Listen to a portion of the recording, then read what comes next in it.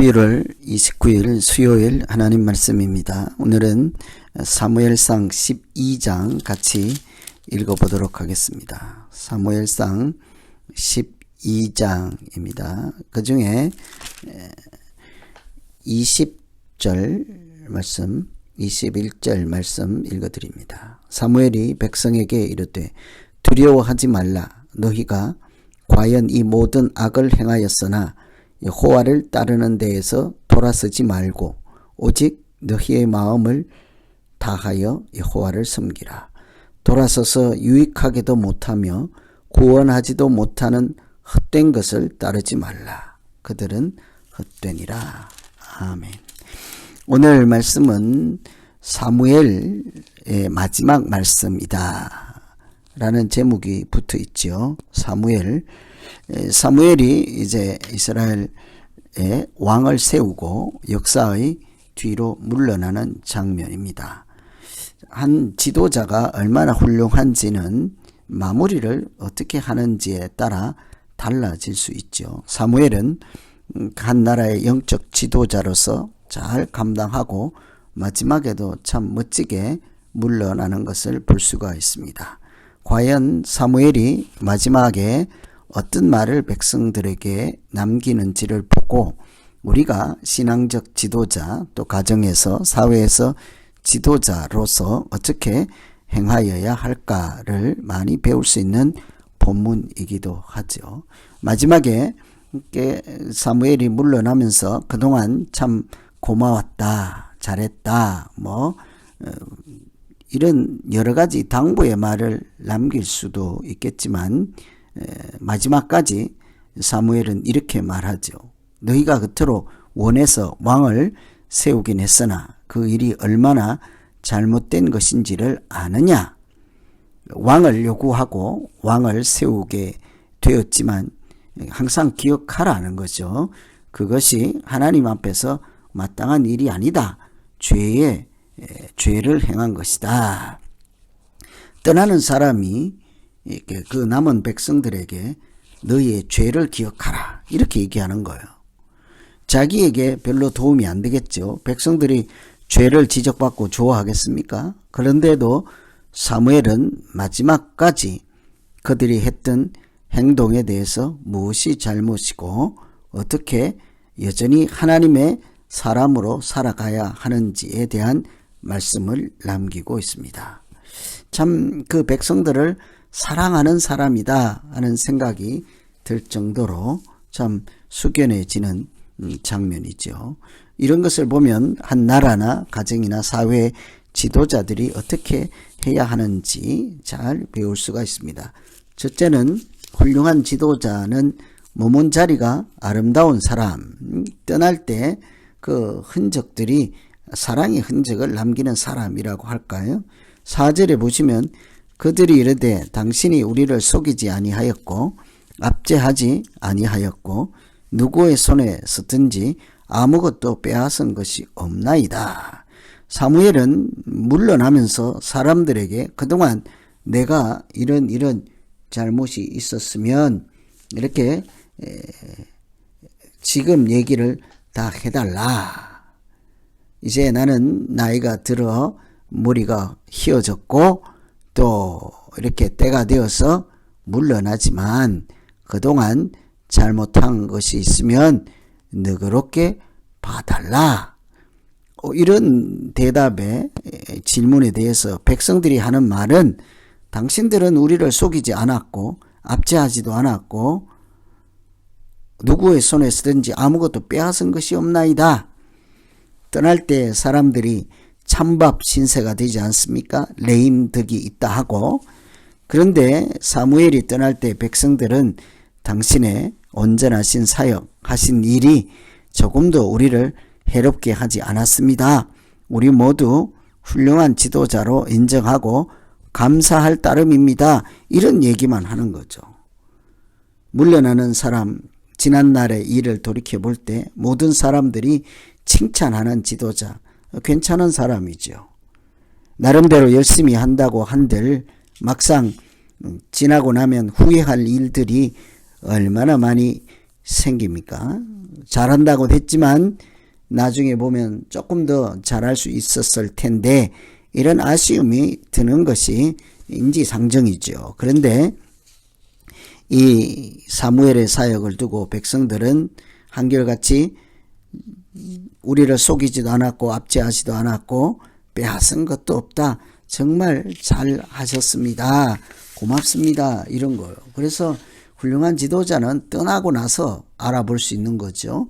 떠날 때 알아볼 수 있는 거예요. 사람들에 의해서 어떤 평가를 받는 것인지, 아름다운 흔적을 남기고 머문 자리가 아름다운 사람이 사실은 훌륭한 지도자라고 할 수 있죠. 지도자는 늘 이렇게 하나님을 증거하는 사람입니다. 7절에 12장 7절에 보시면 그런즉 가만히 서 있어라.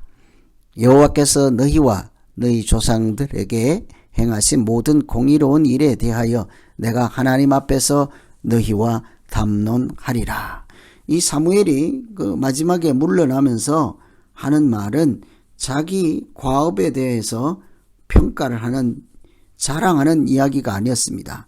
내가 그동안 30년 사역을 하면서, 내가 그동안 짧은 기간이지만 내가 당신들을 섬기면서 이런 업적을 하였고 이렇게 했고 이렇게 발전했고 이렇게 좋은 성과가 있었습니다. 이런 얘기하지 않는 거예요. 물러나면서 하나님이 어떤 분이신지, 하나님께서 어떤 일을 하셨는지 그는 백성들에게 자기가 아닌 하나님 이야기를 하고 있다는 말씀이죠. 지도자는 늘 사람들에게 하나님을 보여주는 사람입니다. 늘 내가 유능하고 내가 잘했고 내가 지혜롭고 내가 열심히 했고 이런 사람이 아니라, 사실은 하나님께서 우리를 여기까지 인도하시고 하나님께서 우리를 앞으로 어디로 인도해 가실 것이며 이런 일들이 다 하나님께서 하신 일이지 않습니까? 여러분, 하나님 사랑하기를 기원합니다. 얼마나 멋진 지도자입니까? 그래서 사무엘을 통해서 우리가 두 번째 생각해 볼 것은 하나님을 증거하는 사람, 하나님 이야기를 하는 사람이 지도자이죠.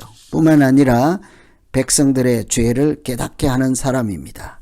19절 말씀을 한번 보면 모든 백성이 사무엘에게 이르되 당신의 종들을 위하여 당신의 하나님 여호와께 기도하여 우리가 죽지 않게 하소서. 우리가 우리의 모든 죄에 왕을 구하는 악을 더하였나이다. 백성들이 사무엘에게 얘기를 하는 거예요. 그런데 우리가 죄를 지었다, 잘못했습니다, 악을 더하였습니다, 이런 얘기를 하는 거죠. 정말 진정한 지도자는 백성들이 그들이 하나님 자녀답게 잘 살아갈 수 있도록 돕는 지도자이지 않겠습니까? 그렇다면 이 백성들이 스스로 자기들이 무엇이 잘못하고 있는지를 알 수 있도록 깨닫게 해주는 사람이 진정한 왕이지요. 우리가 모든 죄에 왕을 구하는 악을 한 가지 더 더하였다. 많은 죄가 있지만 왕을 구하는 것도 잘못한 일입니다. 이제 사무엘이 떠날 때쯤 알게 되고 그들이 고백하였습니다. 처음에는 뭐 잘못했습니까? 우리는 잘못이 없습니다. 이런 사람들이 왕을 구하는 것이 뭐가 잘못입니까? 이런 질문에 대해서 이 백성들이 이제는 우리가 모든 죄 중에 왕을 구한 것이 죄를 추가한 것이고 정말 잘못된 일이었습니다. 사무엘이 물러날 때 그들이 이제서야 비로소 왕이신, 만왕의 왕이신 하나님을 두고 이방 나라들처럼 사람의 왕을 구한 것이 잘못이구나 하는 것을 깨닫고 고백하게 되었죠. 이처럼 지도자는 백성들이 자기를 돌아보게 하는 거죠. 백성들이 하나님 앞에서 죄인인 것을 깨닫게 하는 것입니다. 그래서 백성들로 하여금 하나님의 진정한 자녀로 살아갈 수 있도록 잘 돕는 것이 지도자가 하는 일이라 할 수 있겠죠.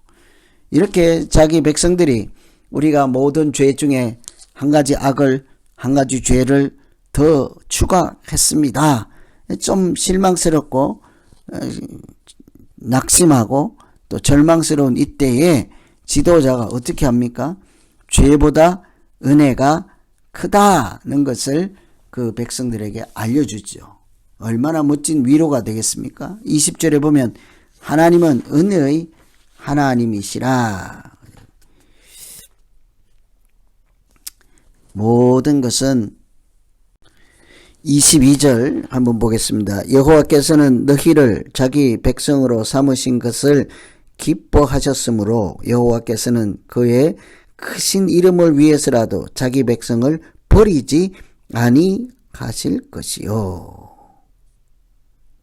이 백성들이 자기들이 많은 죄 중에 왕을 구한 죄를 더하였다.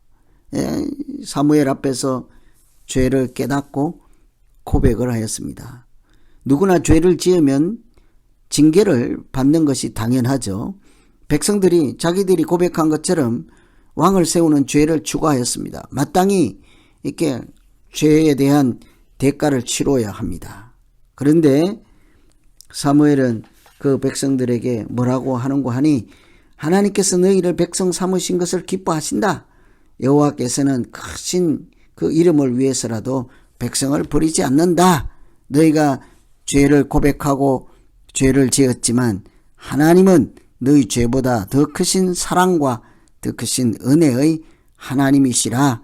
죄인일지라도 너희를 버리지 아니한다. 얼마나 대단한 위로입니까? 하나님의 은혜가 사람의 죄보다 크기 때문에 오늘 우리가 이렇게 살아있는 것이지 않겠습니까? 늘 하나님의 은혜가, 하나님의 사랑이 우리가 저지르는 악이나 죄보다 훨씬 크지요. 그러니까 우리가 그 크신 하나님의 은혜 가운데 사랑 안에서 또다시 살아갈 수 있는 거죠. 지도자는 이렇게 자기 죄도 깨닫게 하지만 사실은 하나님의 크고 놀라운 비밀한 역사와 은혜와 사랑을 깨닫게 하는 사람, 참 지도자라고 할 수 있겠습니다. 그러면서 그들로 하여금 하나님을 바라보게 하죠. 그런데 23절에 보면 이런 말씀을 합니다. 나는 너희를 위하여 기도하기를 쉬는 죄를 여호와 앞에 결단코 범하지 아니하고 선하고 의로운 길을 너희에게 가르칠 것이라. 이 사무엘 자신도 백성들이 이제 자기들의 죄를 깨닫고 하나님에 대해서 좀 알게 되었잖아요. 그들의 앞날을 위해서 사무엘도 내가 너희를 위해서 기도하는 것을 쉬는 죄를 범하지 않겠다. 내가 너희를 위해서 기도하는 것을 쉰다면 그것이 죄가 된다는 거예요. 여러분, 기도하지 않으면 죄가 된다고 고백하잖아요. 얼마나 열심히 기도를 하겠다는 결심입니까?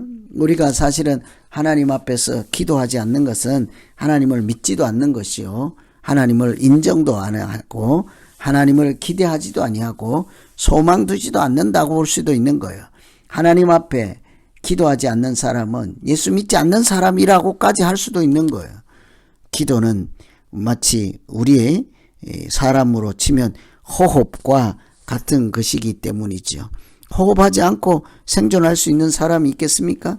그런데 자기를 위해서가 아니라 내가 죄인 고백한, 죄가 지었다고 고백한, 왕을 세운 것이 잘못되었다고 고백한 너희를 위해서 기도하는 것을 쉰다면 그것이 또한 죄가 될 것이라. 나는 하나님 앞에 너희를 위해서 결단코 기도하는 것을 쉬지 아니하리라. 너희가 죄인일지라도 죄인된 너희를 위해서 하나님의 너희 죄보다 크신 은혜를 구하여 사함을 받게 할 것이라.